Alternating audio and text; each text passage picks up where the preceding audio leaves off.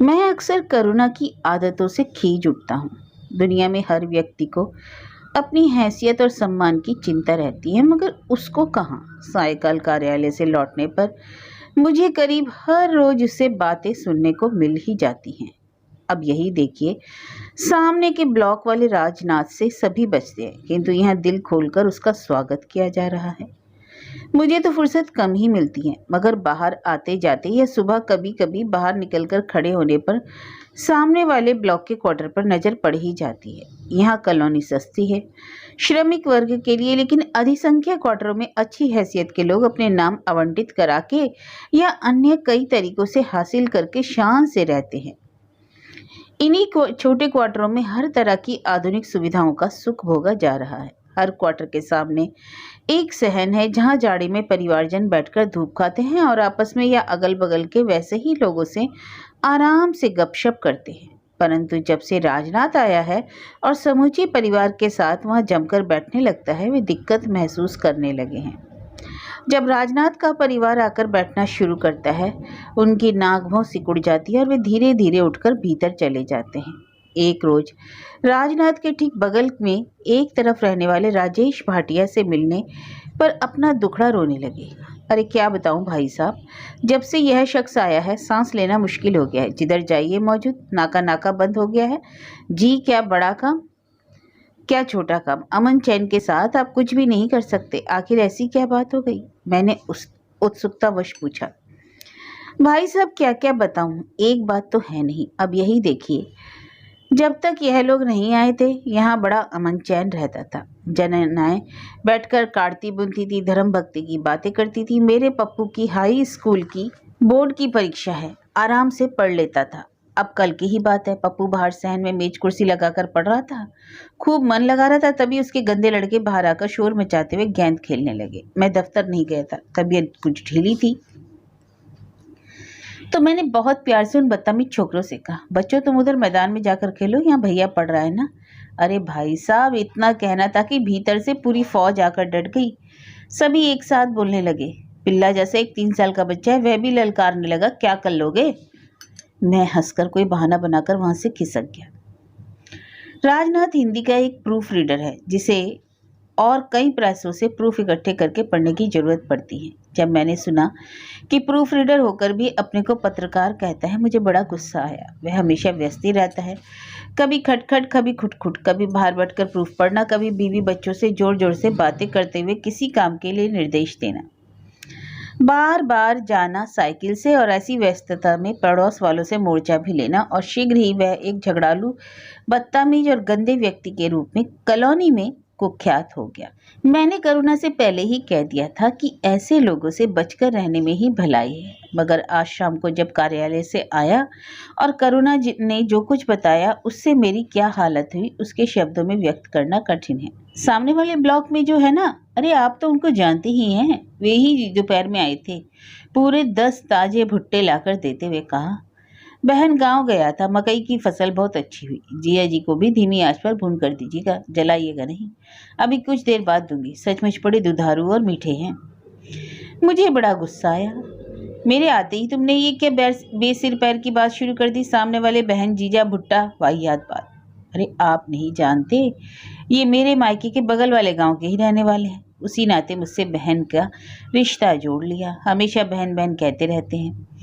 जब वह इतने हौसले से आए तो क्या मैं दूर दूर कह देती। बेचारे गांव गए थे, वहां उनके छोटे भाई रहते हैं, खेत तो अधिक नहीं है, भाई का खर्चा मुश्किल से चलता है, बता रहे थे। यहाँ भी इनका बड़ा परिवार है, लेकिन बहन का रिश्ता मानकर 10 भुट्टे दे गए हैं। इतनी सी बात है, इसमें बेसिर पैर की कौन सी चीज है।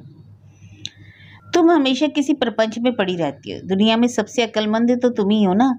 मैंने तो नामालूम कितनी बार तुमसे कहा इस गंदे झगड़ालू व्यक्ति से दूर रहो, मगर बेवकूफ से बेवकूफ आदमी इसको समझ लेगा, लेकिन तुम नहीं। जरूर अपने को पत्रकार कहने वाले इस ढोंगी प्रूफ रीडर का कोई स्वार्थ होगा।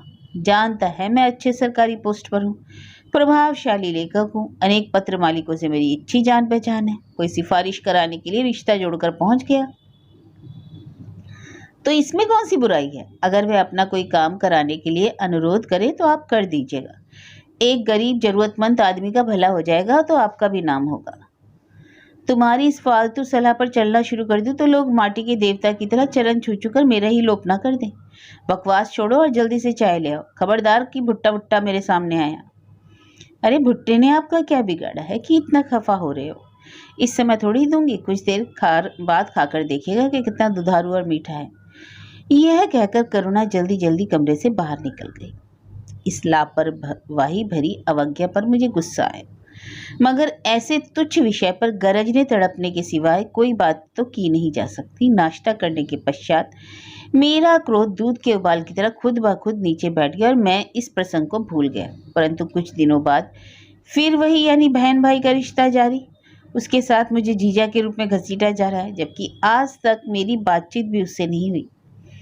करुणा का बयान जारी है। जानते हुए आया था, 4 नीम के छरके दे गया। कहने लगा, बहन एकदम ताजे हैं, न पतले न मोटे, अत्यंत लाभकारी। मेरा मझला पुत्र कहता है, बुआ नीम का दातून करती है, बड़ा चुल्ली है, ना इधर उधर दौड़ता है, देखा होगा। हम लोग तो यही करते हैं।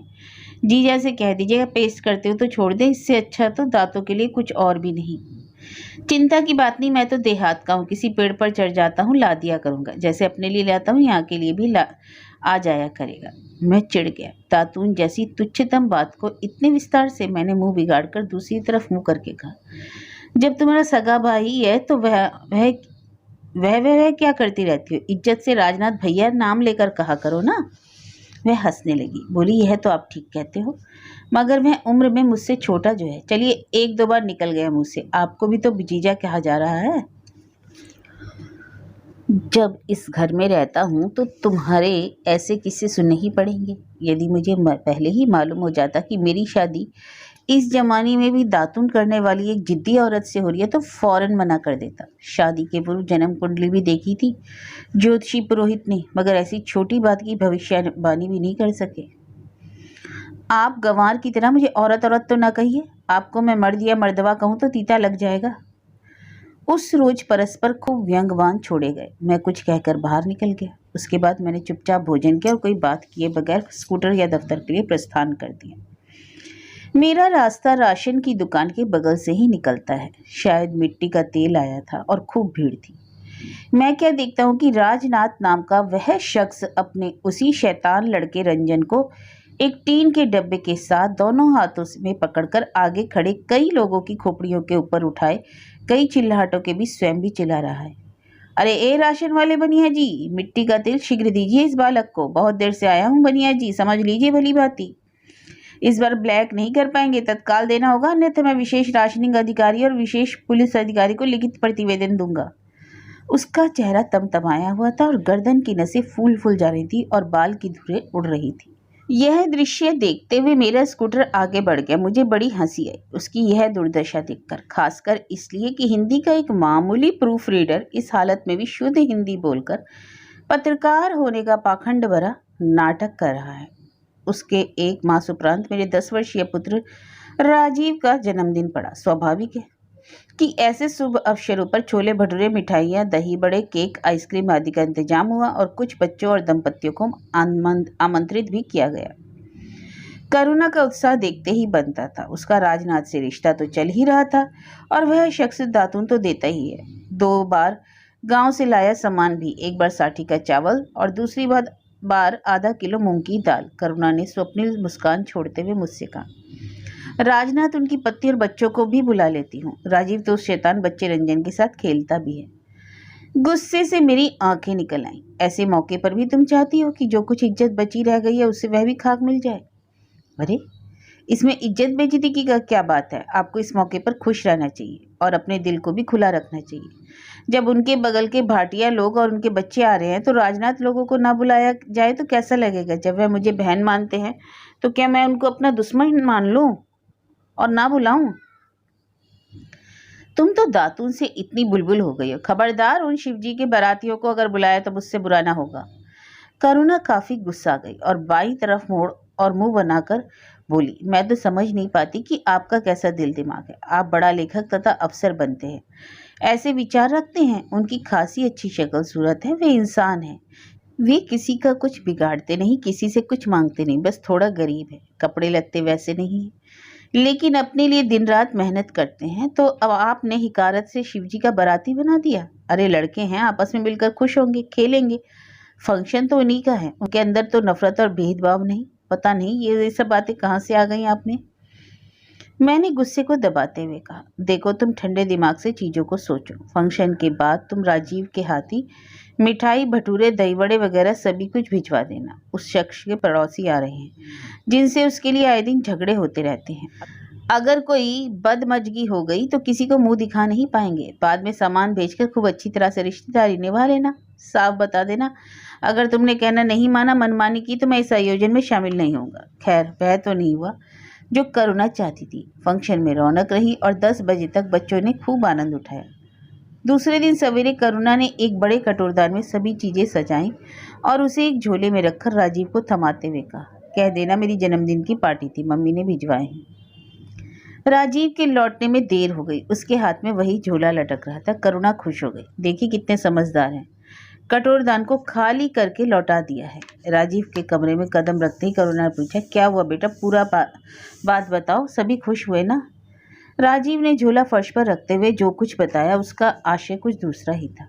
जब वह पहुंचा तो राजनाथ आंगन को झाड़ू से साफ कर रहे थे। राजीव की आवाज़ सुनकर सभी बच्चे इकट्ठे हो गए और रंजन डिब्बा निकालकर खोलने लगा। राजनाथ ने झाड़ू को एक तरफ रखकर हाथ को साफ किया और स्वयं कटोरदान को लेकर उसमें से एक लड्डू निकालकर उसमें थोड़ा थोड़ा निकालकर बच्चों में बांट दिया। उसके बाद कटोरदान को बंद करके झोले में रखने के बाद अपनी पत्नी के पास जाकर 5 रुपए मांगे। वह आंगन में पीढ़े पर बैठकर बथुआ का साग काट रही थी। उन्होंने कहा, घर में बस वही पैसे हैं जो दवा के लिए रखे हैं।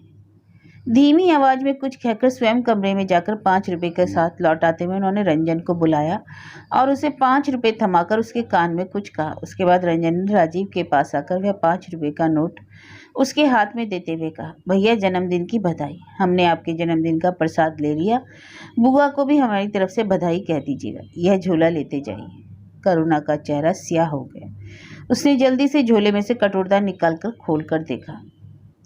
उसके बाद वह सिर झुकाकर और माथे पर हाथ रखकर आंसू गिराने लगी। हे भगवान, मुझे तत्काल बड़ी शर्मिंदगी महसूस हुई और मैं कमरे से निकल गया। लेकिन कुछ ही देर बाद वह लौटकर गरजने तड़पने लगा, लौटा दो ये पैसे। उसकी ये जुर्रत की इस तरह अपमानित करे। हाँ, इसमें और 5 रुपए रखकर लौटाओ राजीव। और अगर इसके बाद भी उसने आए बाएं किया तो मैं उसके दरवाजे पे जाकर उसकी ऐसी खबर लूंगा कि 7 पीढ़ियां याद आ जाएंगी। असभ्य, मगरूर। करुणा उठ खड़ी हुई। उसका चेहरा आंसुओं से भीग गया। लेकिन अब तमतमा आया। वह झनझनाती आवाज में ही चिल्ला पड़ी, राजीव नहीं लौटाएगा वह पैसा। उसके जन्मदिन पर मिला है, वह पैसा क्यों लौटाएगा? नहीं लौटाएगा, नहीं लौटाएगा, चाहे आप मार काट डालें। अब आपकी शराफत और सभ्यता सबने देख ली। इसका जग भर में डंका बज गया है। देवता ऊपर से फूल बरसा रहे हैं। एक व्यक्ति अपमानित किए जाने पर भी अगर स्वाभिमान का व्यवहार करता है तो आप इसलिए चिल्लाएंगे कि वह गरीब है और आप जैसे शिक्षित और ऊंचे पद पर काम करने वाला नहीं है। अगर अब आप कोई गलत व्यवहार करेंगे तो सबके सामने मैं आपका विरोध करूंगी। तुम मूर्ख और स्वार्थी दोनों ही हो। यह कहकर मैं वहां से निकल गया। खैर, इसके बाद मैंने बात आगे नहीं बढ़ाई। अमूमन करुणा गुस्से से दूर ही रहती है। उसकी उदारता और सदाशिवता सभी जानते हैं, मगर उसकी भावना सभी नहीं समझ पाते।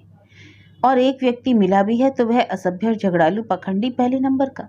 करुणा भभकती उसी समय है जब कोई बात उसे बेहद आहत कर देती है और जब उससे कोई गलती हो जाती है तो माफ़ी भी मांग लेती है। खैर, मैंने राजनाथ की बात करना ही बंद कर दिया और उसने भी। दरअसल उस दिन राजनाथ ने आना ही बंद कर दिया।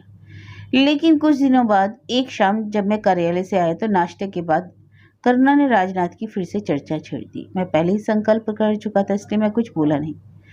करुणा मुस्कुराकर बताने लगी, वे आज इतने महीने बाद आए थे। वैसा ही हंसता चेहरा। कहने लगे, बहन अब मैं यहाँ से जा रहा हूँ। बात यह है कि बहन, मेरे बड़े पुत्र प्रमोद ITI प्रवेश परीक्षा में प्रथम आए हैं। वजीफा भी मिलेगा। अब बच्चों का भी तो ख्याल रखना है बहन।